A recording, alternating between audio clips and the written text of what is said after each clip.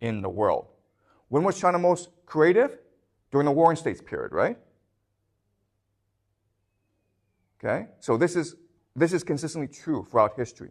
Whenever a society is fractured and the different constituent parts are forced to fight each other, this will lead to massive innovation, not just in the military, but also in society, in philosophy, in literature, okay? So we talked about the 3 revolutions in Europe that came about because of the Gunpowder Revolution, okay? All right, so one thing to keep in mind is, in the beginning, it was not obvious to people gunpowder was a revolutionary force. It would take centuries before societies, the military, used gunpowder as the main weapon.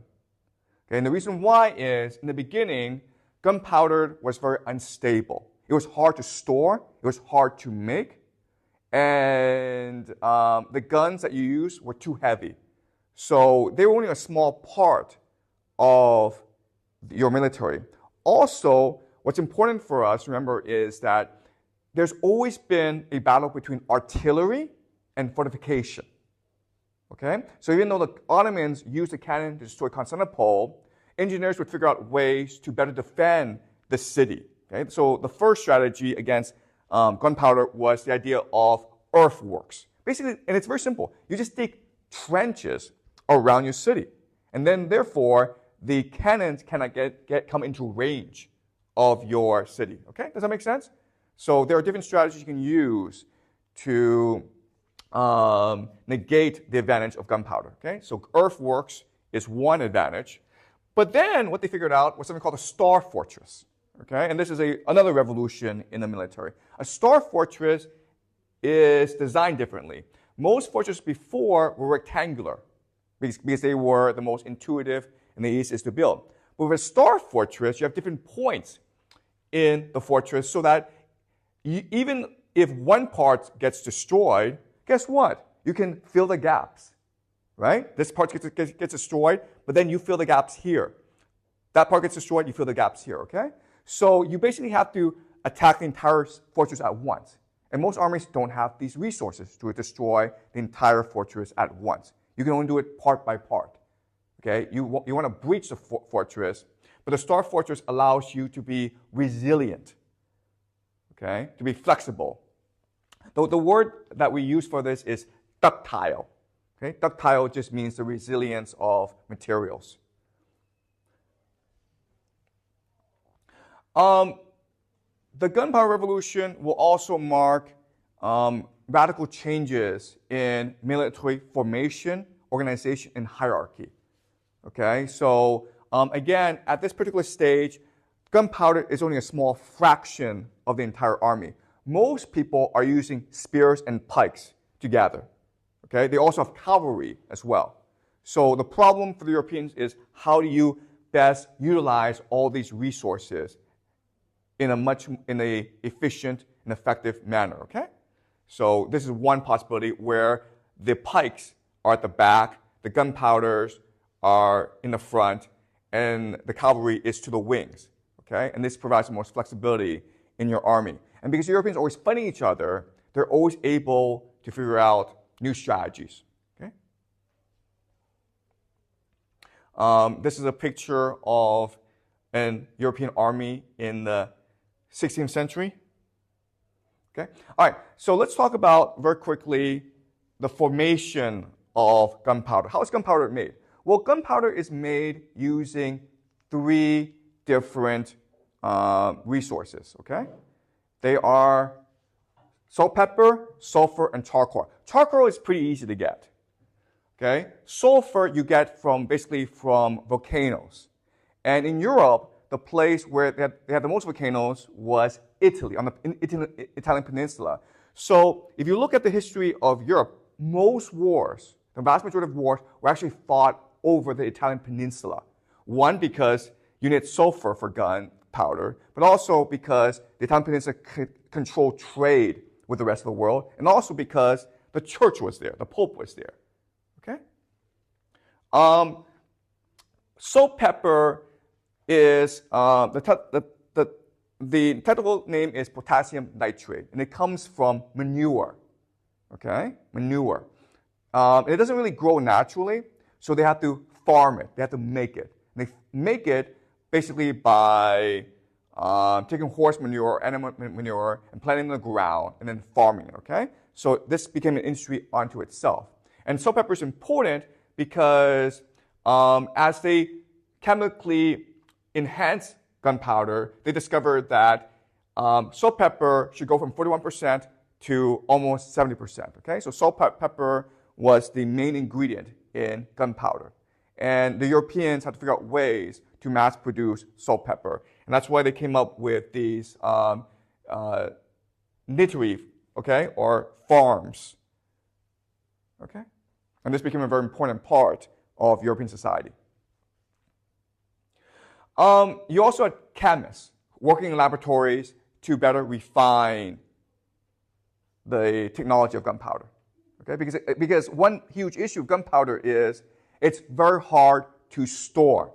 So, for example, if it rains, guess what? No more gunpowder. Okay, so they constantly have to refine the chemical composition of gunpowder to make it resilient against rain, to make it easier to store, to make it easier to transport. There's also a good possibility that along the way, the gunpowder explodes on you, okay? So this was an absolute necessity to figure out how to better make, store, and use gunpowder. You also had ironworks, right? Because you need iron and metal to make cannons, which was the main use of gunpowder. These are foundries where they will make gunpowders. And again, this helps us explain why towns became much more important than villages, right? Because it's towns where you have the specialization going on and not the villages. The thing to remember about the early guns called the arquebus is that they're very heavy. Remember, these are metal, okay? So the soldier basically needs something to stabilize the gun. But even once a gun is stabilized, it's not very accurate, right? You can't, you're better actually off with a bow and arrow, and that's what most people were using, bow and arrow, okay? The other thing about the arquebus and the musket is it's very, very slow, right? You have to aim it, then you have to fire it, and then you have to reload it. That could take maybe 10 minutes, half an hour. You know, the technology will get better and better over time, but it's very, very slow. So you have two issues with the guns, the musket, the arquebus. One is that it's not very accurate, and second of all, it's very slow. So the only solution is to have mass army, to have a lot of soldiers firing at once. So you don't even care. You don't even want to aim. You just want to shoot it directly at cavalry or soldiers, okay? And that's the idea. And that's why these armies, like the Ming and the Ottomans, were most able to use gunpowder effectively because they could organize mass armies. Okay, so the Ming were one of the main innovators of gunpowder armies using something called a volley. Okay, so what would happen is soldiers were sent in line. They would come up, shoot it, then walk to the back. A new line would come up and shoot it again. Okay, they weren't aiming; they were just shooting it. And this is what we call volley fire. Right. So this is the main tactic. Okay. So does this make sense to you guys so far? But over time, gunpowder will become much more effective, much more accurate, much faster. Okay, and now what you can do is conscript more soldiers. So, in other words, what is required now is more conscripts for your army. Okay, so this is a picture of a battle. But not only that, but you need your soldiers to be obedient, okay, because you're asking them to charge into gunpowder. Okay, and so you needed to change the nature of people into basically peace-loving, pretty simple individuals who were used to freedom to ones who were obedient, who were bloodthirsty, and who could kill other people, okay? And that's why you now have the invention of something called schools, okay? If you want to know where schools come from, it comes from the need to create as many soldiers as possible for your mass army. Okay? So a concept that I want to introduce you today, and we will go over a lot in this semester, is the idea of synchronicity. Okay? Synchronicity is to structure your society so that people in your society are able to follow the rules. Okay? If they're able to follow the rules, then your society can become much more prosperous and become better, can have more effective militaries, okay? So the two classic examples in this world of synchronicity, the two societies that do synchronicity the best are Germany and Japan, okay? Go to Germany, go to Japan, and go on the subway. Guess what, guys? Even though it's really, really crowded, everyone stands in line perfectly, okay? Everyone knows his or her position in the line, and everyone's willing to wait in line. And that's why in the 20th century, Japan and Germany had such effective militaries, okay? And also why they also have very effective industries, okay? Schools is preparing people not just for the military, but also for the assembly line, the workplace. And again, societies that are most able to stand in line orderly will be the most effective in terms of industry and military. And that's usually the European societies and Japan as well. Okay? So again, gunpowder marks a whole society revolution, changing not just the military and how wars are fought, but changing the very nature of what it means to be human. Okay? Does that make sense? If you want to know where schools come from, it comes from the need to fight wars. All right? And again, China will adopt all these policies and social structures for itself. Okay? Let's go over some wars. So what's really important about Europe at this time and why Europe became the dominant power in the world is it never stops fighting each other, okay? It's always fighting wars internally and externally against the Ottomans. Okay, so the wars between Europe and the Ottomans are called the Hungarian-Ottoman Wars, and this will last for about 300 years. And in the beginning, this is really important, is the Ottomans destroy the Europeans. The Ottomans are able to destroy Constantinople, and they're able to take over most of Eastern Europe. Okay, so the Ottomans, for many centuries, up until the year 1700, is a dominant military power in Europe and around the world at this time. There's also something called the 100 Years' War that is fought between France and England. Okay. Let's now go over some wars, and what I will do now is show you the casualty count, like how many people are killed in action. All right. So again, as I mentioned, a lot of wars are being fought on the Italian peninsula. So the Second Italian War, there's maybe 200,000 killed during this war, okay? These are soldiers killed, not civilians. But when you get to a few years later, it's 31,000, okay? And then it goes up to 30,000, and then 75,000, okay? These numbers are going up. Why? Because the armies are getting larger, and the weapons are getting much more precise and effective, okay? This is the reason why more people are dying. The English-Spanish War, it is really important. 48,000 people died. This is important because, remember, last class we talked about how Spain is a dominant naval power in the world, and that's what allowed Spain to colonize South America.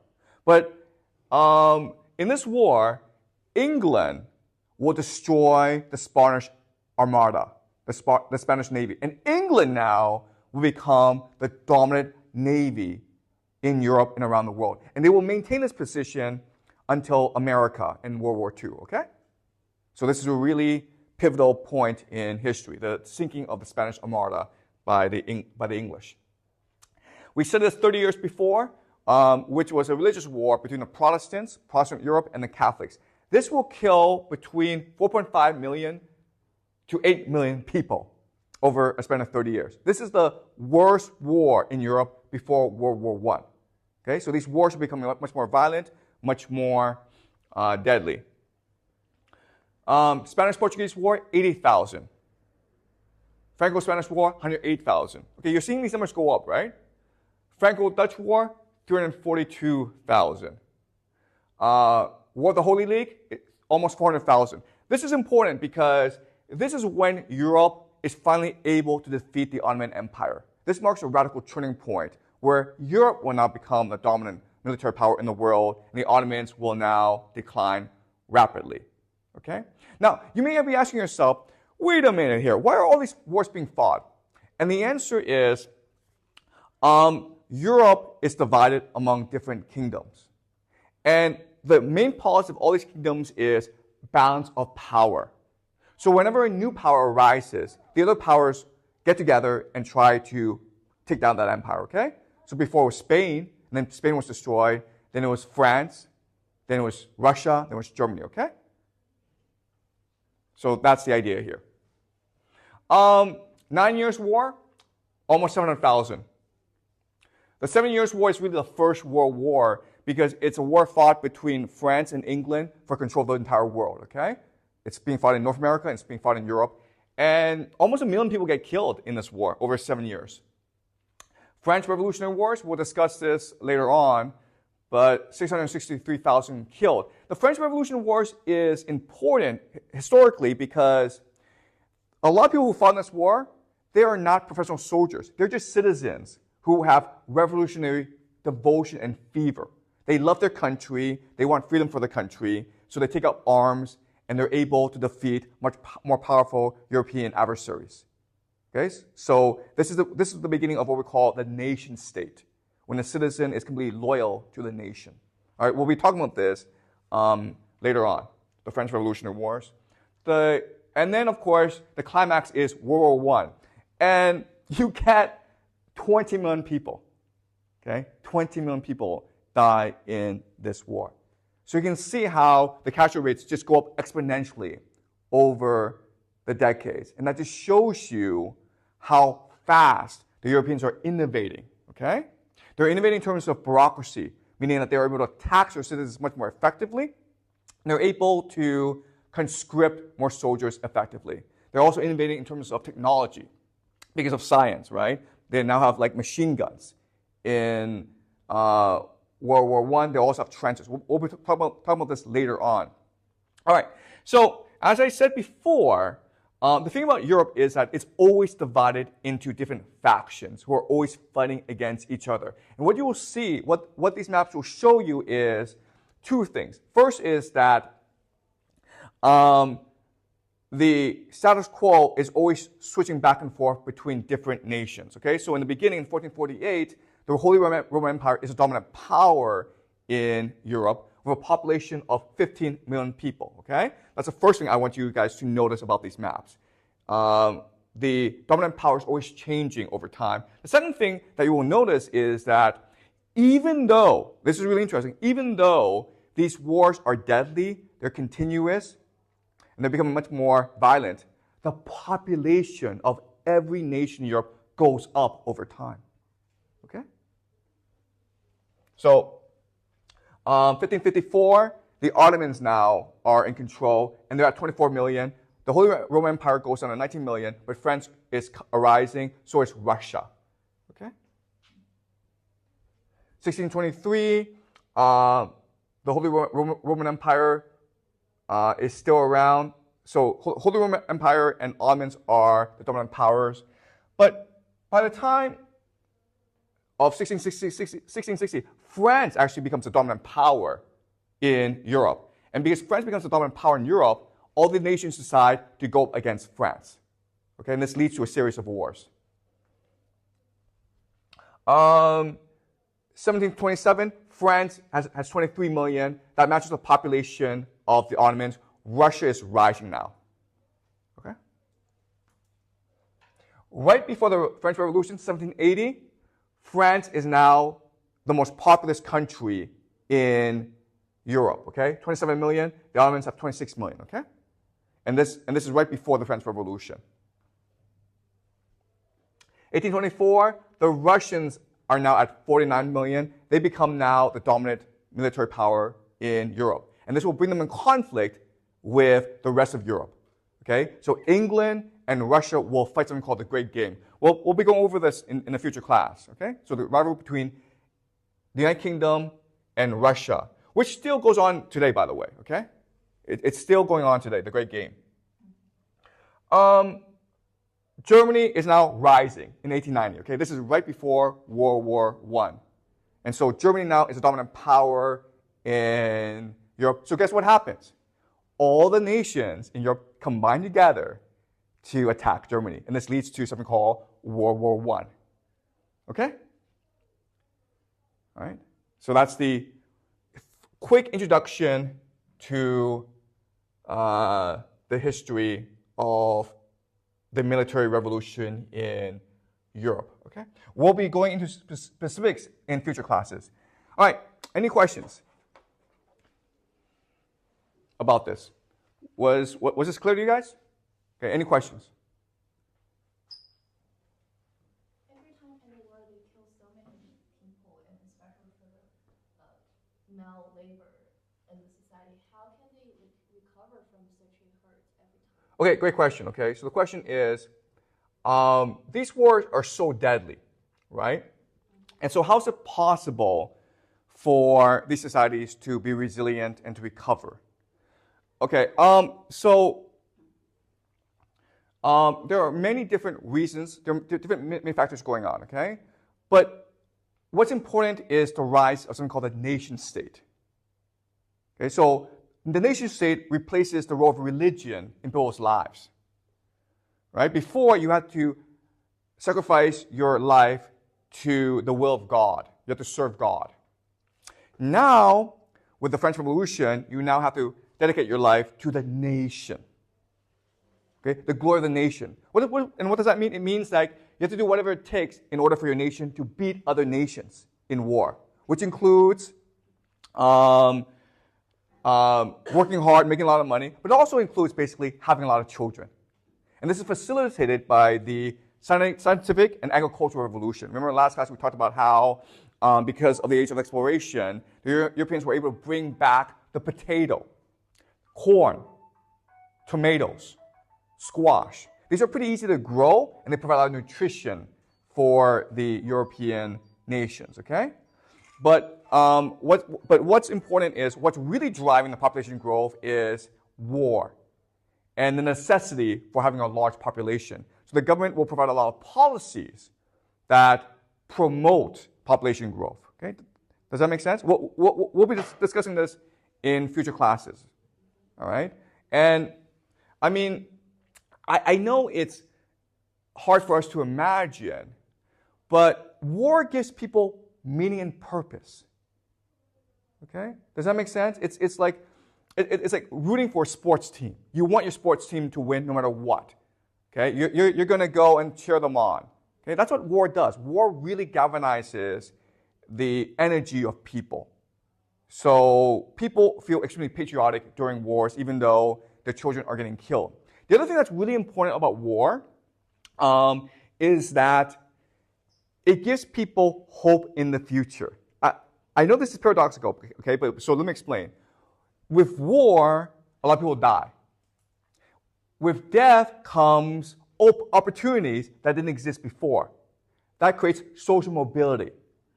So it's perfectly possible that you're a peasant, but because of war, the nobility dies off, and your son can go join the army, become like a captain or a lieutenant, come back and start his own business.